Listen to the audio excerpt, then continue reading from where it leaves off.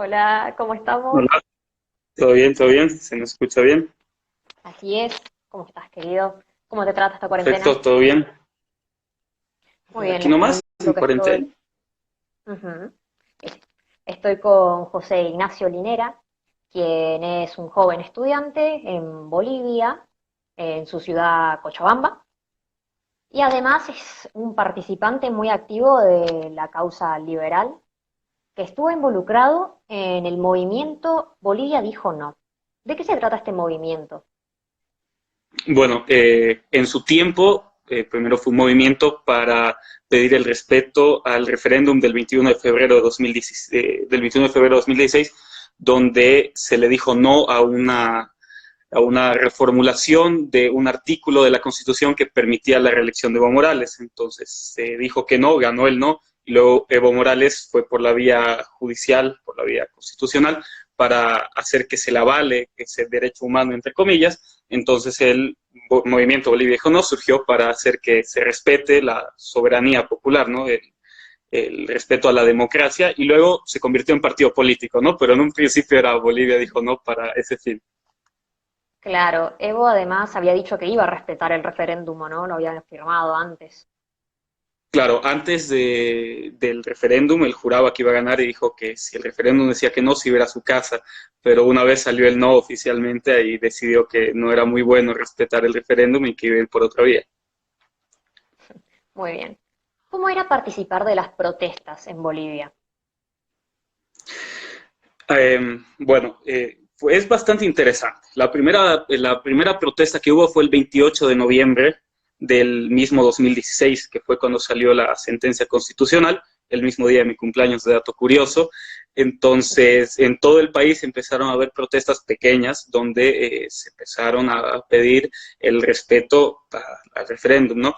Es de recalcar que al principio tenían mucho apoyo, luego lo fueron perdiendo con el tiempo, se juntaron, apenas salió la sentencia con las protestas que hubieron contra un nuevo código penal, o sea que una vez se abrogó ese código penal, las protestas bajaron en su intensidad hasta llegar al 2019, donde por varios años la gente que estaba activa, entre ellos varios amigos más, seguimos en las protestas una y otra vez, y allá por agosto llegó a su punto más bajo, se podría decir, cuando la gente ya estaba desesperanzada directamente, o sea que ya no había nada que hacer, que Evo se iba a postular.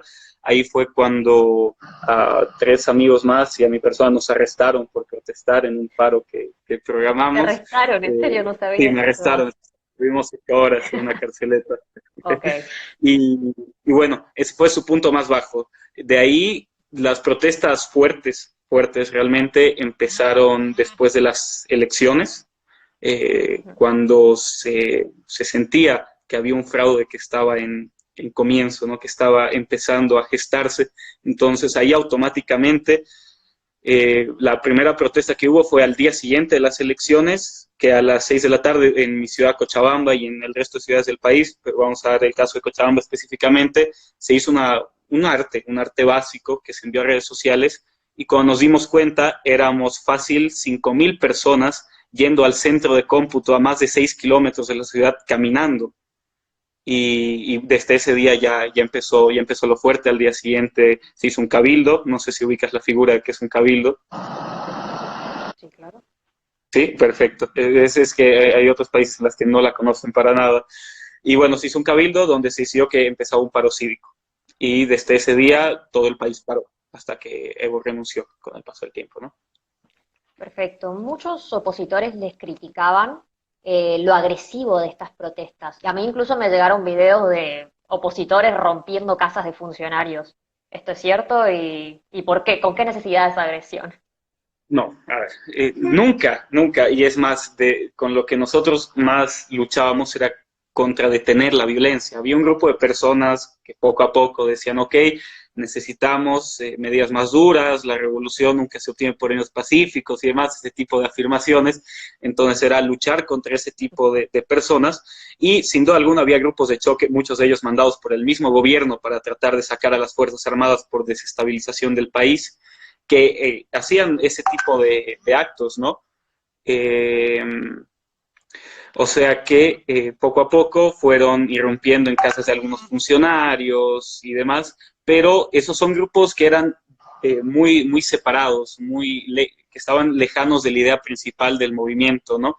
Entonces, muchos de los grupos de choque venían de parte del gobierno. No es de olvidar que fue Evo Morales el que mandó la orden desde el Ejecutivo de cercar las ciudades para que no nos llegue comida, y luego empezó a mandar a sus principales militantes, que son de la zona del Chapare, de Cochabamba, a entrar a las ciudades y tomarlas para demostrar que ellos tenían el poder. Y ahí fue cuando surge algo bien sui generis, se podría decir, de Bolivia, que fue la resistencia en Cochabamba, que eran grupos organizados de jóvenes que sin armas de fuego, sin nada, o sea, con fuegos artificiales y lo que encontraron, fueron a chocar contra estos grupos para evitar que entren a la ciudad, porque estos grupos venían y los lugares donde pasaron se entraron a las casas, quemaron motos, quemaron autos, rompieron ventanas, propiedad pública, privada, no tenían respeto por nada, entonces se creó una especie de defensa civil, por así decirlo, ya que la policía no actuaba, sinceramente, ni a favor ni en contra del gobierno. Al menos en Cochabamba, en La Paz, que es la sede de gobierno, era un poco más tendenciada hacia el gobierno en algunos momentos, pero en Cochabamba estaba ahí tranquila. Entonces ahí entró la resistencia juvenil Cochala para tratar de defender la ciudad. Muy bien, ahora te pregunto, ¿por qué la oposición no aceptó la idea de que propuso Evo de realizar otras elecciones? Eh, por un sentido de lógica, o sea, si uno tiene a un partido político y a un poder ejecutivo que logra tomar el control del resto de poderes y que estaba siendo comprobado poco a poco que estaba realizando un fraude, la gente no tenía confianza en que Evo Morales iba a respetar unas siguientes elecciones. O sea, si tiene precedentes de que no respeta elecciones, de que intenta realizar un fraude, cuando se lo descubre, se lo detiene y dice, ok, otras elecciones, pero la gente ya no confía en esa persona. Entonces, era una idea que nadie iba a aceptar, sinceramente. Muchos militantes del mismo movimiento del socialismo, al ver lo que estaba sucediendo, se desmarcaron y dijeron, ok, se tienen que realizar unas nuevas elecciones, y la idea se aceptó, pero sin Evo Morales, porque no vas a dejar que la persona que se está intentando robar las elecciones vuelva a participar como si no hubiera pasado. Muy bien, mientras tanto les recuerdo, y bueno, les comento a todos los que están ingresando que pueden dejar sus preguntas acá abajo y las vamos a ir leyendo. Bien, ahora te pregunto, ¿vos participaste de un golpe de Estado?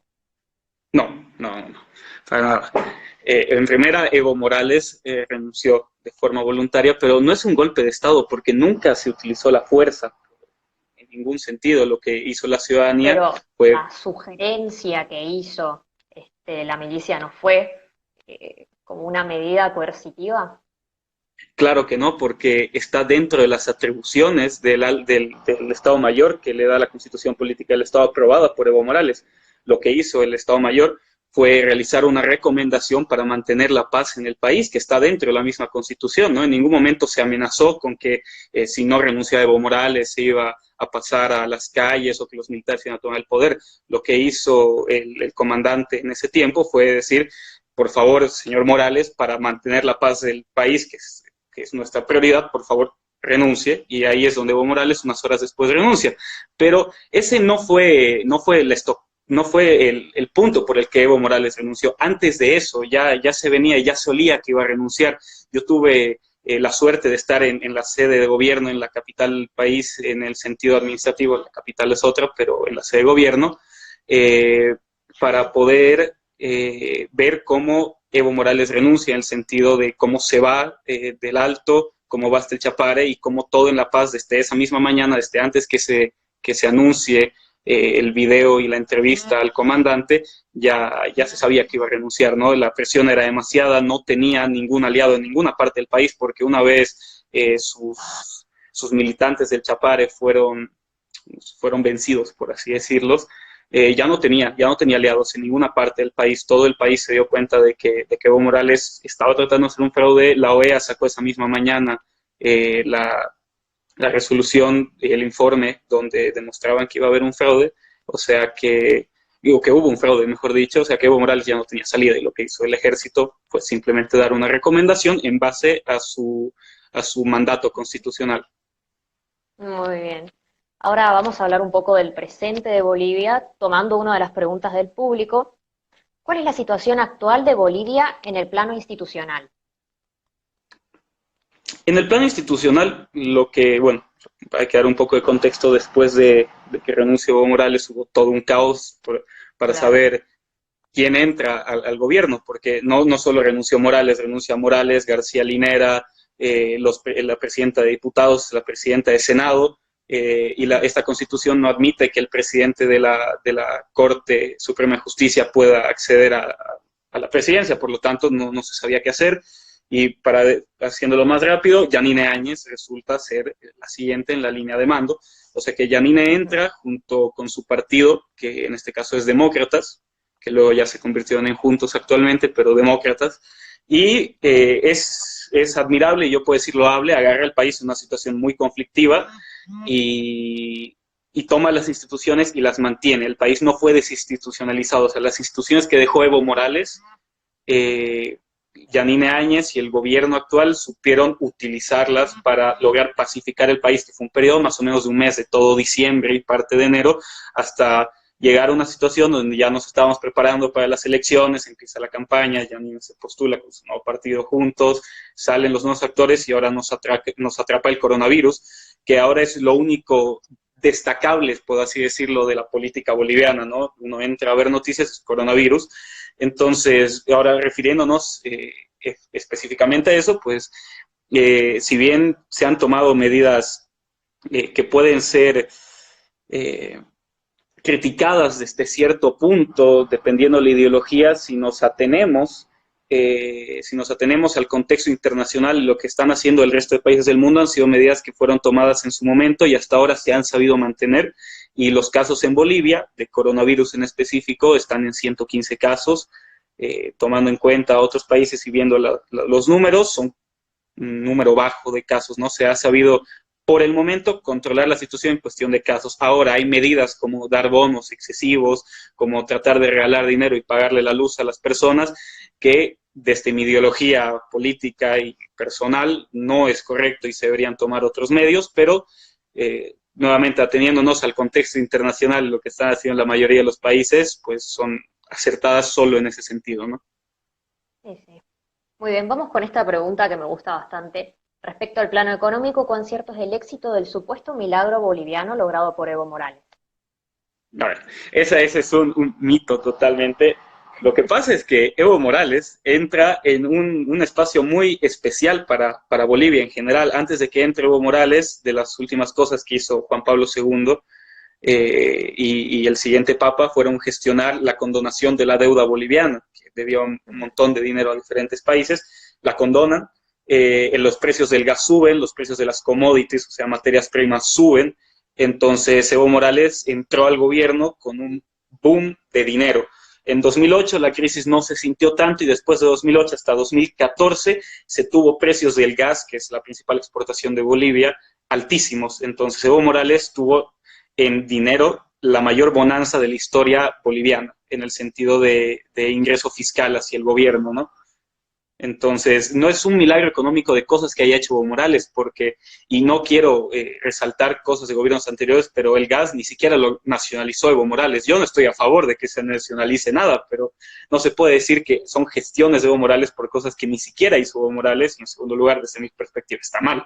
O sea que simplemente a Evo le tocó la suerte, y si ahora nos ponemos en retrospectiva a mirar cómo se realizó y qué se hizo, se malgastó el dinero totalmente. No tenemos hospitales en este momento que puedan atender casos de coronavirus. O sea, una de las razones que todos sabemos por las que tenemos una cuarentena tan estricta en Bolivia es porque aceptamos internamente y reconocemos que si subimos de 115 casos a 2000, nuestro sistema de salud colapsa totalmente. No tenemos las capacidades de siquiera tener más de 5.000 casos en Bolivia, no tenemos camas de cuidados intensivos, no se ha invertido en salud, no se ha invertido en educación, o sea que el dinero se malgastó totalmente.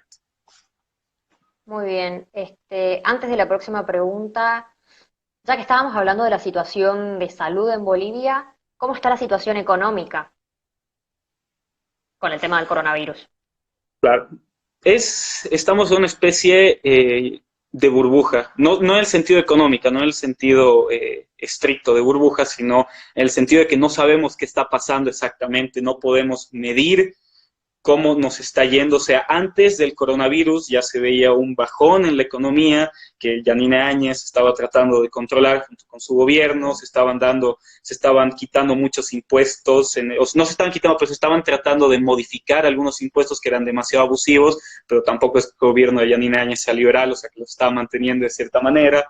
Entonces estábamos en un periodo de estabilización y entra el coronavirus donde simplemente no hay comercio, no hay empresas, no hay economía. Entonces en los servicios básicos, puedo decir, el gobierno ahora está subvencionando la luz en facturas menores a 120 bolivianos, o sea, menores a $20, por ahí, más de $20 hasta $50, paga la mitad, más de $50 paga un 25%, etcétera.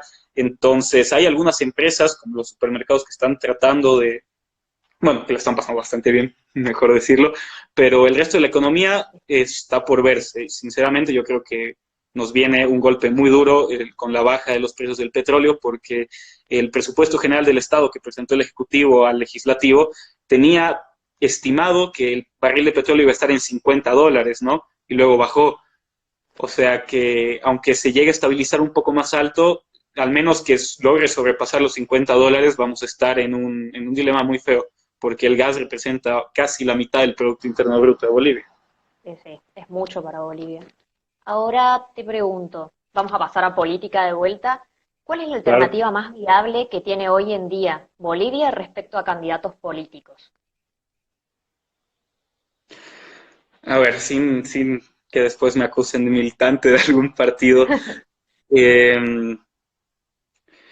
en este momento, primero analizando a los candidatos que existen, ¿no? Se tiene al movimiento al socialismo que sigue existiendo, que está con Luis Arce Catacora, el ex ministro de Economía, ¿no? Él, Ujú. él se encargaría de guiar el país hacia donde Evo Morales lo quería guiar económicamente. Tenemos a Yanine Áñez, que es la actual presidenta, que está con Juntos.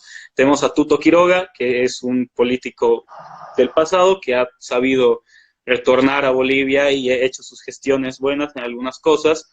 Y a Camacho, que se me fue su nombre, Camacho, que es un político, bueno, no era un político, era un activista, empresario, luego activista, ahora político, que surgió en octubre, fue uno de los actores principales dentro de octubre, por así decirlo, para lograr la destitución de Evo Morales, o bueno, que Evo Morales renuncie.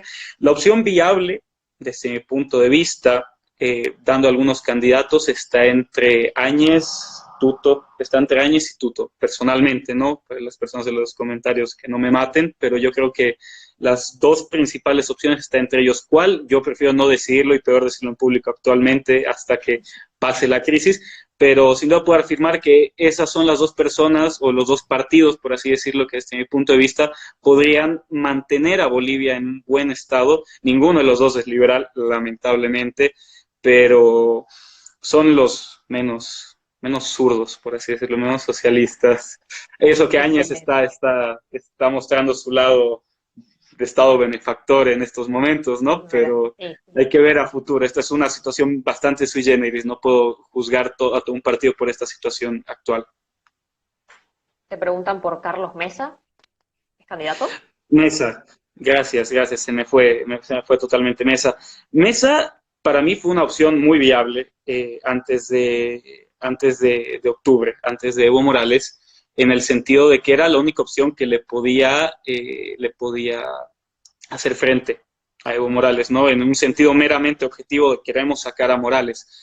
Pero sinceramente yo no lo considero un candidato viable. Puede tener muchos votos, pero en este momento no estamos en una situación de sacar a Evo o nada. Yo prefiero concentrarme más en propuestas y Mesa para mí no es la mejor opción. Tal vez arrastre al 25% del país, pero yo no creo que sus políticas nos puedan llevar por buen camino. Claro. Bien, otra pregunta de política es, ¿qué impacto podría tener en la campaña de Áñez la situación del coronavirus? Tiene lados favorables y desfavorables para Áñez. En el sentido favorable, netamente aquí yéndonos a ganar votos, mucha gente está diciendo, ay, Áñez tiene corazón, nos está dando bonos, qué bonito. Eso a mí no me agrada, pero políticamente le conviene a Áñez demasiado. ha sabido gestionar de cierta manera la crisis del coronavirus y lo está gestionando actualmente, pero en el sentido desfavorable muchas personas se están dando cuenta de que es el mismo populismo al que estamos acostumbrados, ¿no? O sea, hay muchos dejos del gobierno de Morales que se pueden sentir en lo que está haciendo actualmente Yanine Áñez, en el sentido de sus discursos, de la forma en la que se presenta a la gente, de los bonos que decide simplemente aprobar y decir se va a hacer esto, se va a hacer otro, de algunos ministros que tienen toques un poco autoritario, se podría decir en el caso de Murillo, que es la verdad, ¿no? Que amenazar que se va a caer con todo el peso de la ley cada 5 minutos o que se va a arrestar a las personas que no cumplan de forma tan directa, son dejos del gobierno de Áñez que se están haciendo notar ahora, que tal vez recién los íbamos a notar en un futuro, pero en este momento se están destacando bastante. Entonces, las personas que son un poco más versadas en la política están aprendiendo a tener cuidado con el partido de Juntos, sobre todo, pero como yo digo, no se puede juzgar a todo el partido y todo lo que podría hacer en base a la crisis del coronavirus, ¿no? Que casi ningún gobierno del mundo estaba preparado. O sea que tiene sus pros y tiene sus contras, que no es posible llegar a una conclusión exacta hasta que pase, aunque sea una semana de esta cuarentena. Bien, otra pregunta fue, como liberal, ¿qué te gustaría que suceda en Bolivia o qué esperás? Bueno, son dos cosas distintas, ¿no? Suceder y lo que te gustaría que suceda. Bueno, vamos a empezar por qué espero, ¿no? En lo personal, esperaría que el movimiento liberal siga amasando más seguidores, no seguidores, más personas convencidas de que la libertad nos puede llevar por el mejor camino posible. Eh, yo he visto cómo hemos pasado de ser 20 personas, 15 personas en los eventos, a que ahora por Facebook seamos cientos, de que ahora en los eventos ya no seamos 20, seamos 100, seamos 150, y de que poco a poco uno ve y analiza un día que desea hacerlo las redes sociales y la opinión del país está cambiando. Entonces lo que yo espero es que un candidato salga fuertemente y diga las cosas que necesitamos oír, menos impuestos, menos bonos, menos regulaciones, que por la naturaleza de Bolivia en general son malas palabras. En Bolivia son muy malas palabras, ya que la gente escucha menos impuestos o privatización y te sacan del Palacio de Gobierno, o bueno, ahora la Casa Grande del Pueblo, ¿no? Pero eso es lo que yo espero. Lo que yo espero es que para las siguientes elecciones, no las de este año, sino las futuras de aquí a 5 años, salga un candidato como fue Virgilio Lema en su tiempo, que fue un candidato que no llegó ni al 2%, pero él fue el primero que puedo decir en los últimos 10 o 15 años que se atrevió a dar propuestas liberales de cierto punto, de cierto modo, y de que fueron aceptadas, fueron debatidas, ¿no? Aceptadas no porque sacó un 2%, pero fueron debatidas, entonces eso ha abierto el campo. Ahora, ¿qué creo que va a suceder? Pues que vamos a seguir con lo mismo. Bolivia es un caso para estudiar del que yo mismo me impresiono en muchos momentos, o sea que sé que vamos a seguir con un gobierno con muchos tintes de izquierda, sea cual sea, pero la idea es tratar de educar a la población en el sentido de economía, en el sentido de política, de pensamiento crítico, que es, bueno, una de las cosas que hacemos con Estudiantes por la Libertad, ¿no? De poder hacer eventos, sean en internet, sean físicos, para que la gente pueda aprender sobre lo que propone la libertad y lo que es un mundo verdaderamente libre. Bien, tenemos otra pregunta. ¿Qué mensaje o consejo podrías darnos a los argentinos? ¿Por qué votan por socialistas? Dejen de votar por socialistas, por Ah, favor. O sea, bueno, lo tuyo el tampoco primer es consejo, genial, el más ¿no? básico, obvio. El segundo es tratar. Uy, no me esperaba esa pregunta, no realmente estaba preparado para Bolivia, pero para Argentina lo mejor que diría es que traten de ahorrar lo más que pueda siempre en moneda extranjera, obviamente, que elijan mejor a sus políticos. Sé que es difícil y en Bolivia tenemos el mismo problema y yo le pido lo mismo a los bolivianos, piensen mejor antes de votar, pero lo mejor que les puedo decir a los argentinos es tratar de emprender siempre y cuando sea posible, tratar de ganar dinero, de contratar a más personas y que vean que ese es el verdadero camino. Es muy difícil, yo sé, Bolivia y Argentina se parecen mucho en eso, pero si no es demostrando cuál es el camino correcto y los beneficios que trae, no es posible llegar a ningún cambio, ¿no? Ese sería el consejo podría brindar de cierta manera. Tal vez para el final de la conversación se me ocurra algún consejo más ¿Alguno elaborado, consejo? pero por el momento va ese. Miren, acá tenemos otra. ¿Cómo se ve a la Argentina desde Bolivia? ¿Qué información es la que llega? A ver, la principal información que llegó hace unos años, que usó bastante el gobierno de Morales, y la menciono porque se quedó en el ideario de los bolivianos, digamos, es que el boliviano valía más que el peso argentino, que Bolivia estaba fuerte, ¿no? En cierto punto llegó a ser así y eso se quedó en la gente, por eso lo menciono. O sea, cuando dices Argentina, la gente piensa, ah, voy a ir a comprar cosas baratas, Argentina está muy barata, me voy a Salta, me meto un mall y traigo miles de cosas. Eh, o sea que el imaginario que se tiene sobre Argentina es que es un buen país, un gran país en el sentido de extensión, en el sentido de cultura, de arte. Se consume mucho rock argentino en Bolivia, entonces se le tiene bastante admiración a Argentina, pero en cuestión de economía se puede decir que lamentablemente el boliviano ha desarrollado un cierto aire de ay, nuestra moneda vale más, no sé por qué, pero bueno, eso es lo que se tiene, ¿no? Claramente. Ahora con el gobierno de Alberto Fernández, muchísimos bolivianos empezaron a tratar de pelear con gente en Argentina en redes sociales diciendo la cagaron con Alberto Fernández, porque hicieron eso. Y es gente que se dio cuenta y abrió los ojos después de lo que pasó con Evo Morales, ¿no? Que ahora la gente está pudiendo identificar qué tipo de políticos son los que realmente no funcionan y la gente está tratando de advertirles, aunque sea desde Bolivia, a los argentinos, que esa clase de políticos no nos llevan a ningún buen camino. Después de 14 años con Evo Morales lo aprendimos por las malas. Muy bien. La siguiente pregunta de Joaco dice, la crisis económica que vivirá Bolivia con el siguiente gobierno que entre, considerando el pensamiento, forma de ser del boliviano, ¿podría generar un regreso de Evo al poder? Sí, sí, totalmente. En serio. Eso de claro, o sea, Evo ahorita está en Argentina feliz, hasta un poco antes del coronavirus los medios le daban cierta importancia, cierta atención, por así decirlo, ahora ya no. De por sí Evo ha perdido todo arrastre en el sentido mediático actualmente, pero si el siguiente gobierno, sea cual sea, no logra gestionar de una manera aceptable la probable recesión o depresión que ven en Bolivia, Evo Morales va a poder volver sin ningún problema y es una de las amenazas más grandes que tenemos porque Evo se fue, pero no sabemos si va a ser por un momento o para toda la vida. Esperemos que sea para toda la vida, pero los vestigios del movimiento al socialismo y de la doctrina política económica que sigue ese partido están muy presentes en Bolivia. La presidenta del Senado, la presidenta del Senado es del movimiento al socialismo.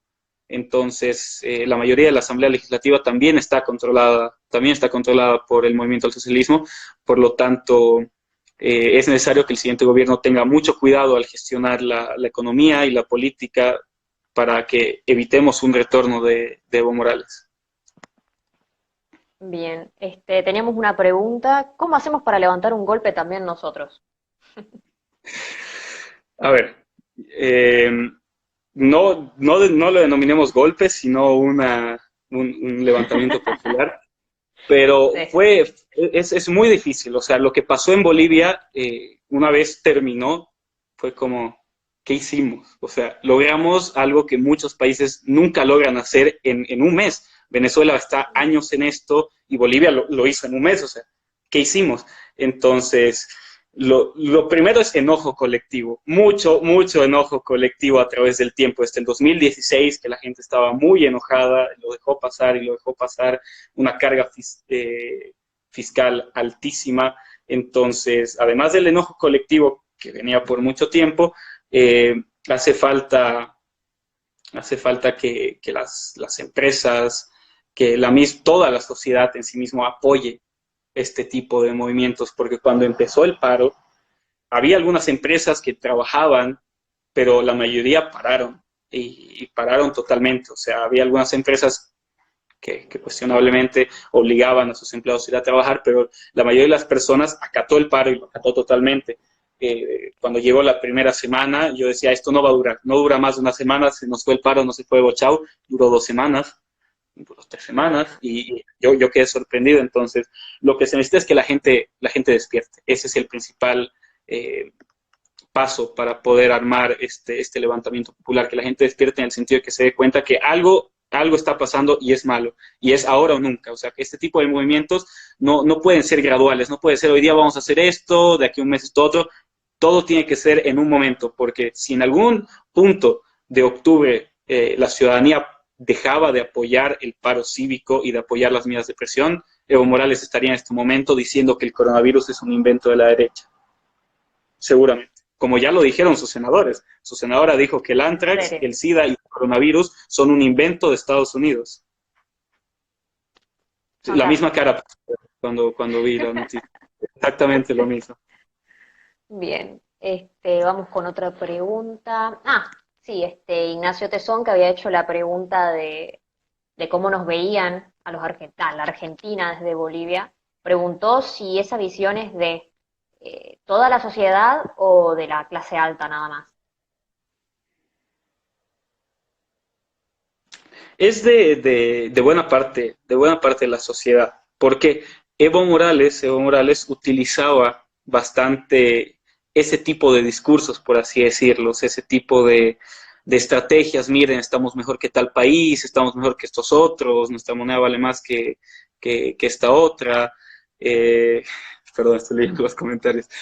O Sí. sea que de una parte del país en cierto sentido, pero ha ido cambiando con el tiempo, ¿no? Conforme la gente fue despertando y dándose cuenta de que no todo lo que decía Evo era verdad, ha ido cambiando, pero de la clase alta yo diría que es menos. Yo diría que es la clase media, media baja y baja los que creen que Bolivia es mejor que Argentina, porque son los que más se tragaban el discurso, ¿no? La clase media, alta y alta, de cierta manera podía saber que la situación era otra, o sea, que en Argentina las cosas eran un poco distintas, que tal vez el boliviano era más fuerte, pero no de esta manera, o sea, que es una situación que se dio más que en una gran parte de la población, pero ha estado cambiando, ¿no? Y gracias, Extensora, por tu comentario, como es un amigo que está ahí. Sí, ya lo leí. Tenemos un mensaje de Carlos, desde Honduras. ¿Cómo estás, Carlos? Que nos dice cuáles son las correctas medidas entre priorizar la sanidad y economía para que muera la mínima cantidad de personas, tanto de coronavirus como hambre. Saludos de Honduras. Saluditos. No aprovecho para saludar a Carlos igual, tanto tiempo, pero bueno, una de las cosas que me ha sucedido con el coronavirus es que hasta yo mismo cuestiono, ¿no? ¿Qué es lo que se debe hacer exactamente?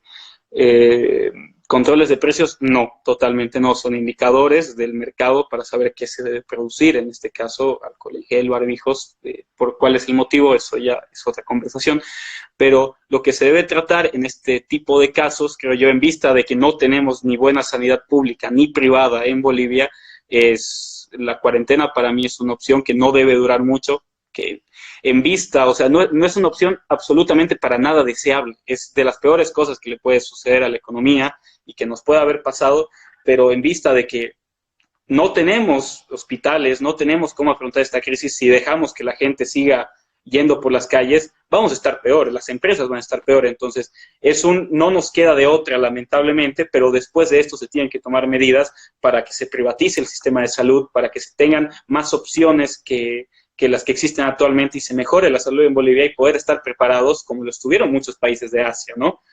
Con sistemas de salud privados como Singapur, como Corea del Sur, que supieron afrontar esta crisis de una manera correcta y no tuvieron que entrar a las medidas que nosotros tenemos actualmente porque confiamos en que la salud pública va a ser buena cuando, claro está en este momento que no podemos salir de nuestras casas hace 2 semanas porque los gobiernos no saben gestionar la salud de ninguna manera. Bien, estoy viendo en los comentarios que hablaron, bueno, te quemaron con lo de sobrino de masista. Y Sí, más sí. adelante preguntan quién es Massa. ¿Tienes que? ¿Quién es Massa? Supongo que masista es del movimiento Más, ¿no es cierto? Ah, sí, masista, claro. Más es el movimiento al socialismo, el partido de Morales, y masista son sus militantes, ¿no? Yo no soy masista de ninguna manera. Claramente no. Bueno, no. Claro está que, y no puedo negar, a ver, soy sobrino de Álvaro García Linera, pero eso no implica, y es la mejor explicación de que lamentablemente uno no elige a su familia, para nada. si hubiera podido elegirla, a él no lo ponía por nada del mundo, pero tocó y creo que de cierta manera lo ha sabido aprovechar para generar un cambio y para demostrar que no importa cuál es la situación, uno puede apoyar lo que considere y cree correcto. Excelente. Bien, vamos con otra pregunta. ¿Hay argentinos emigrando a Bolivia?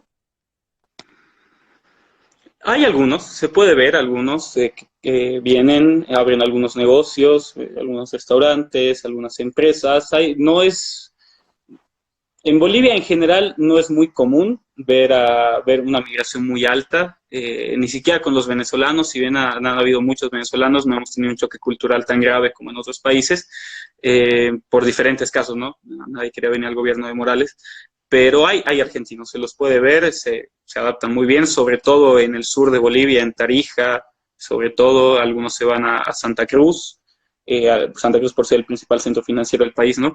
Pero hay algunos, no demasiados, pero sí se nota su presencia en algunos casos. Muy bien. Preguntan también, esta se me había perdido, ¿hay algún libro que recomiendes para entender mejor la historia de Bolivia? Espero que no me maten, Pueblo Enfermo. Ujú. Es el libro que recomiendo, sí. Pueblo Enfermo y Raza de Bronce. Son dos libros un poco antiguos, pero que cuando uno los lee, lamentablemente, y aunque sean muy criticados por las personas por ser un poco racistas, quizás, en cierto punto, cosas Ok. que prefiero evitar nombrar cuando uno los lee, lamentablemente, se da cuenta de que tienen cosas que pueden ser criticables, pero muchas cosas las lees y dices, creo que sí tiene razón, deberíamos hacer algo en este sentido, ¿no? Mira, la última pregunta que se hizo fue, ¿qué cambios hubo en el movimiento coquero de Bolivia luego que se fue Evo? Eso es interesante. Una vez se fue Evo Morales, es como que todo ese movimiento sindical que existía y que existe, todo el aparato del movimiento al socialismo, en diciembre sufrió un bajón en el sentido de que todos no sabían qué hacer, estaban ahí, pero desde enero hasta este momento han resurgido nuevos líderes, han aparecido nuevas cabezas, algunas jóvenes, otras no, pero ha habido una especie de renovación que se fue con Evo Morales.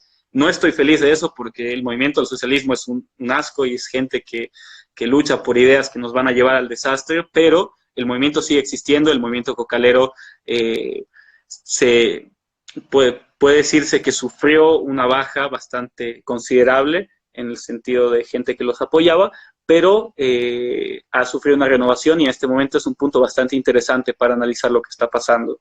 Si alguna persona quiere saber más o menos en qué consiste eso, hay una radio que es de Chinaota, de un pueblo que es Chuncoca o algo por el estilo, la ponen Chuncoca en Google y le sale, y es como entrar a una tercera realidad, ¿no? Hoy día yo la sintonicé y están hablando sobre que el coronavirus era un invento y de que estaba manejado por Estados Unidos, pero lamentablemente teníamos que acatar la cuarentena ya que no había de otra, ¿no?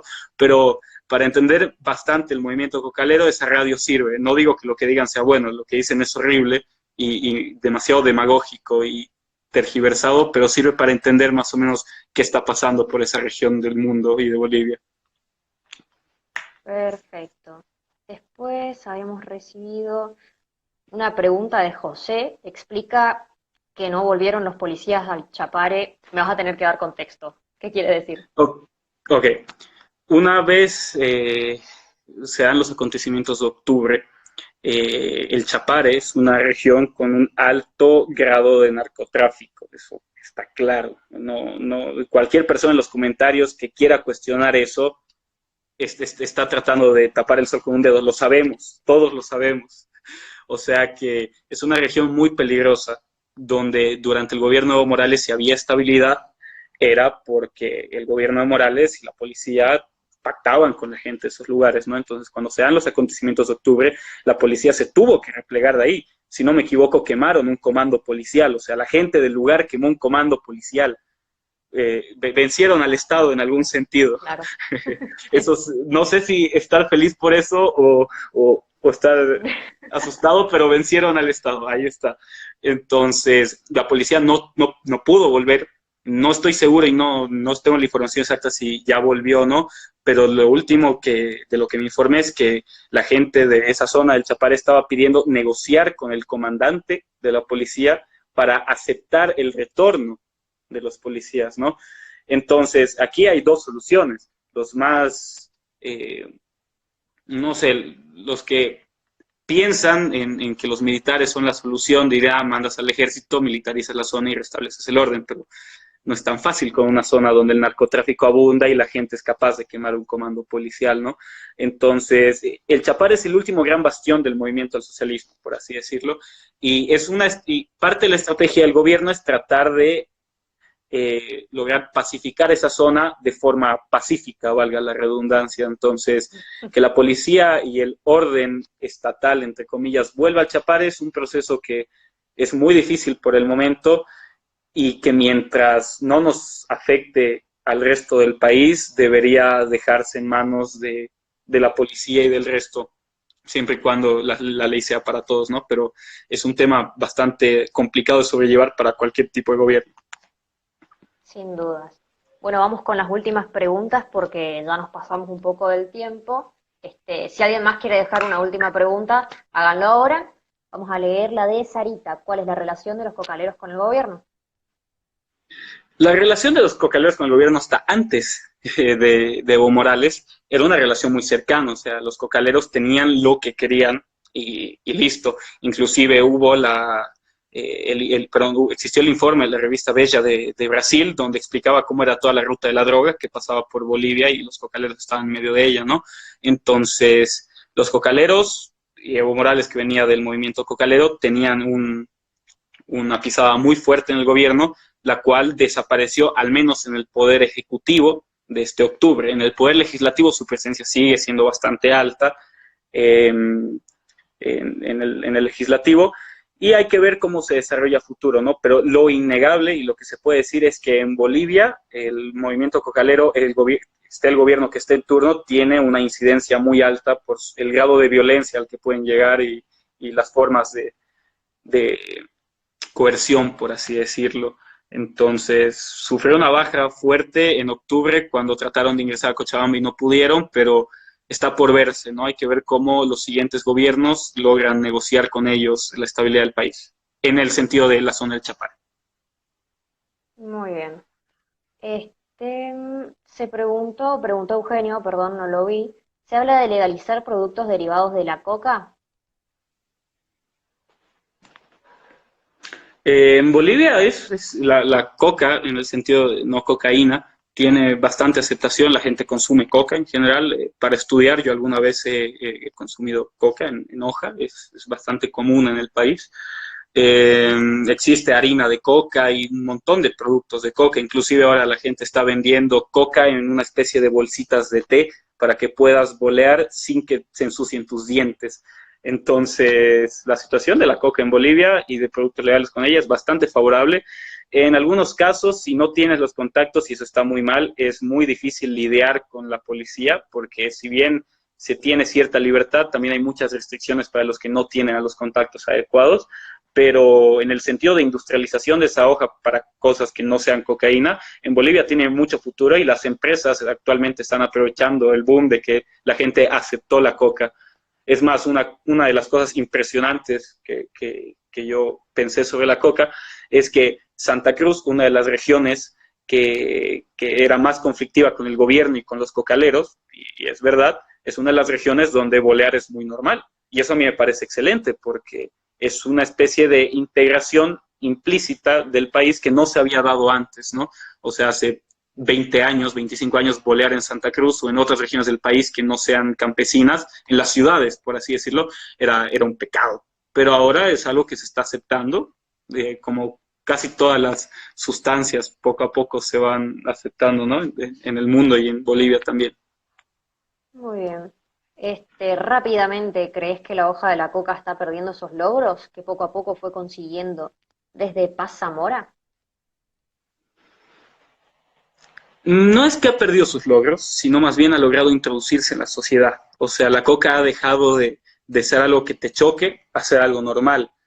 O sea, ya no es algo que ves y dices, uy, qué raro está boleando. O sea, es normal ver a alguien en la calle y bolear. Es normal ver a abogados en sus oficinas con puerta cerrada boleando y trabajando o consumiendo pastillas de coca pequeñas. O sea, desde Paz Amor hasta ahora, la coca ha logrado introducirse en la sociedad y no creo que se vaya.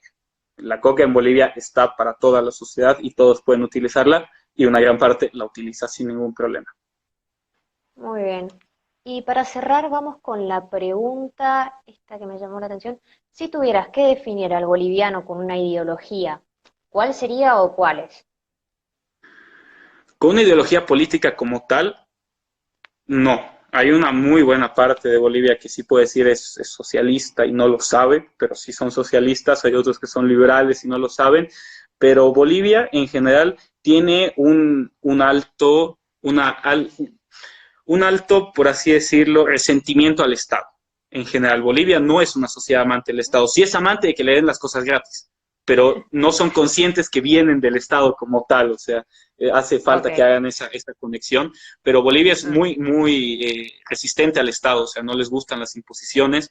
Es por eso, en general, que yo creo que el federalismo es una solución bastante buena para Bolivia.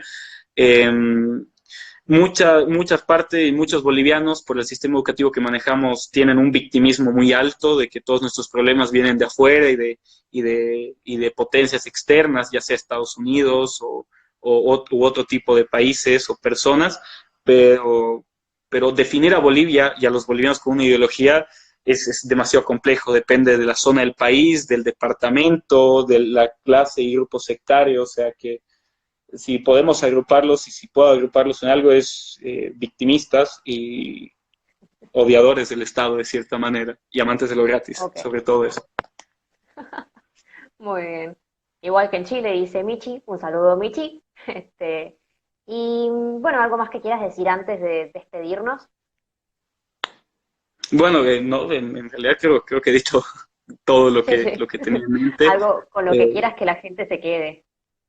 piensen, piensen por favor antes de votar y antes de realizar cualquier acción en general, o sea, si hay algo que como bolivianos debemos mejorar es en tomar mejores decisiones, bajarle 2 cambios a la impulsividad, que está muy bien en situaciones como las de octubre, pero lo que nos hace falta como país es poder pensar más antes de actuar.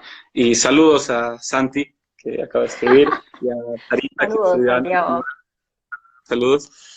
O sea que, bueno, eso es lo último que quisiera dejar para la gente. Perfecto. Muy bien, eso fue todo. Muchas gracias por este tiempo. Gracias por la Y para los invitación. que quieran ver esta entrevista, después esto va a estar subido en YouTube, así que estén atentos. Muy bien, hasta la próxima. Hasta la próxima.